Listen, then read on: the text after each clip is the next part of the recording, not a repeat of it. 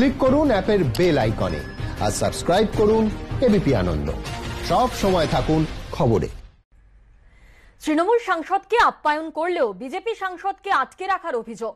নদিয়ায় জবানের শেষকৃত্য নিয়ে এবার সংঘাতে রাজ্যপাল। ডিজিপি ও স্বরাষ্ট্র দপ্তরের কাছে রিপোর্ট তলব ধনকরের। দায়িত্বজ্ঞানহীনতার পরিচয় পাল্টা তৃণমূল। লোকসভা স্পিকারকে অভিযোগ জানাবেন সাংসদ।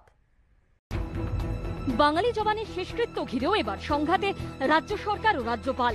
রবিবার রাতে নদিয়ার তেহট্টের রঘুনাথপুরের বাড়িতে পৌঁছয় সুবোধ ঘোষের মরদেহ।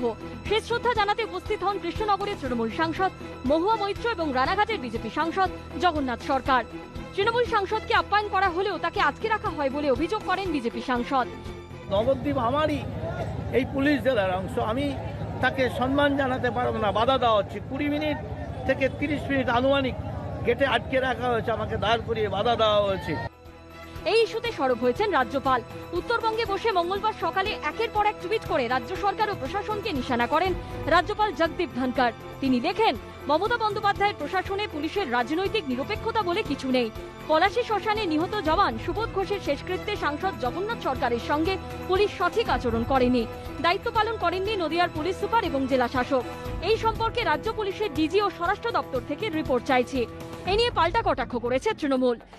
কোন সাংসদের অধিকার ভঙ্গ হয়ে থাকে সেটা দেখার মালিক হচ্ছে লোকসভার অধ্যক্ষ। এ নিয়ে রাজ্যপালের মন্তব্য করার কোনো দরকার নেই। দ্বিতীয় টুইটে রাজ্যপাল লেখেন, মমতা বন্দ্যোপাধ্যায় প্রশাসন গণতন্ত্রকে লজ্জিত করেছে। এমন একটি অনুষ্ঠানে শাসক দলের সাংসদ যেখানে অতিথি, সেখানে বিরোধী দলের সাংসদকে চোখ রাঙানো হচ্ছে। গণতন্ত্রকে বাঁচাতে হলে উর্দিধারী পশ্চিমবঙ্গ পুলিশের এই অপরাধের দৃষ্টান্তমূলক পরিণতি হওয়া উচিত। সরকারি কর্মচারীরা রাজনৈতিকভাবে কাজ করলে তাদের আইনের কোপে পড়তে হবে। সব জায়গায় এটা করছে, আমাদের লোকেদের আটকাচ্ছে।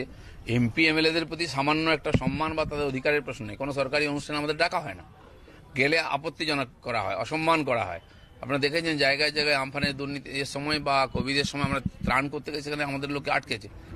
টুইটারে রাজ্যপাল আরও লিখেছেন, সুরজিৎ কর পুরকায়স্থ রাজ্যের কাছ থেকে তথ্য চাওয়ানি আপনার তরফে কি বাধ্যবাধকতা রয়েছে তা আমার জানা নেই, কিন্তু প্রশাসনের যে কেউ উর্দিধারীদের এ ধরনের সীমা লঙ্ঘন করতে দেখলে চমকে উঠবেন। রাজ্যপাল বারবারই সেই সাংবিধানিক সীমা ছাড়িয়ে মন্তব্য করছেন, এর আমি তীব্র নিন্দা করি।